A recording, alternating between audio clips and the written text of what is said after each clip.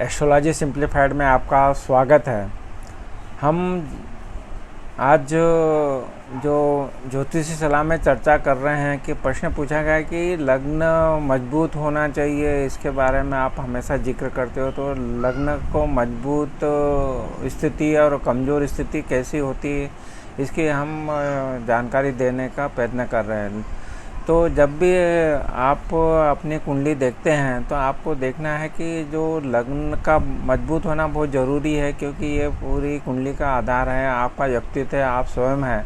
तो अगर आपका कमज़ोर है तो आपको और भी जो भी पूरी कुंडली से जो भी आपको लाभ मिलना चाहिए वो उस भाव से संबंधित, बाकी भावों से संबंधित जो भी लाभ है वो प्राप्त नहीं हो पाएंगे। तो लग्न को मजबूत करना बहुत ज़रूरी है।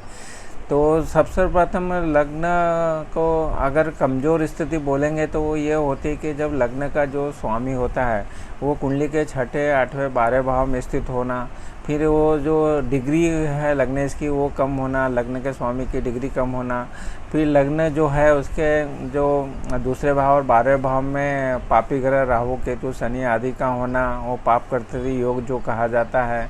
फिर जो लग्न का जो भी स्वामी बनता है अगर वो सूर्य से अस्त होता है तो ये भी एक कमज़ोर स्थिति बना देता है।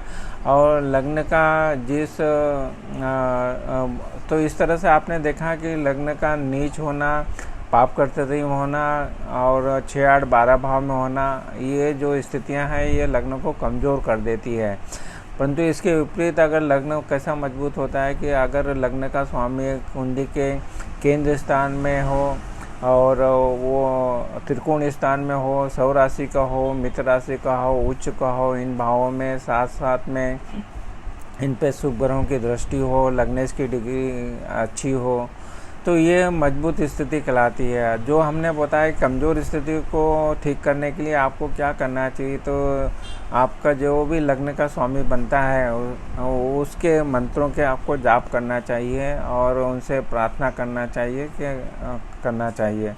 इसी तरह से अगर सूर्य से वो अस्त हो रहे हैं तो सूर्य के मंत्रों के जाप करना चाहिए। इसके बाद में जो ग्रह नीच है, देखो कोई भी ग्रह नीच हो, अस्त हो या जो भी स्थिति में हो, तो उसके मंत्रों को जाप उसको बलवान करने के लिए हमें उनके मंत्रों के जाप हर स्थिति में कर सकते हो आप, वो चाहे वो कमज़ोर हो या मजबूत हो। तो उन ग्रहों के मंत्रों के जाप जरूर कीजिए और जिससे कि उसको मजबूत किया जा सकते हैं। अपने कुल देवता हैं, देवी हैं, उनकी पूजा आराधना डेली कीजिए और साथ साथ में सूर्य की जो आप हमेशा देखते हैं आपके सामने हैं, तो उनको सूर्य की गायत्री मंत्रों के जाप करना चाहिए और सूर्य को जल चढ़ाना चाहिए।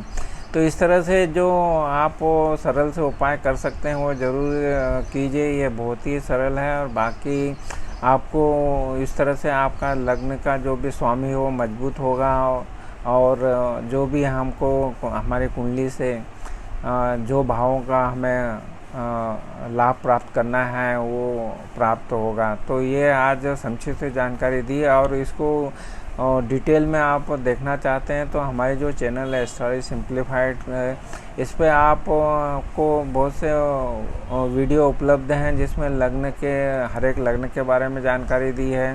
फिर ये जो भी पाप कर्तरी है, नीच के ग्रह हैं, अस्त ग्रह हैं और इनकी डिग्री कम है, इनके बारे में डिटेल में हमने कुंडली के माध्यम से बताया है, तो वो उसका भी लाभ आप उठा सकते हैं।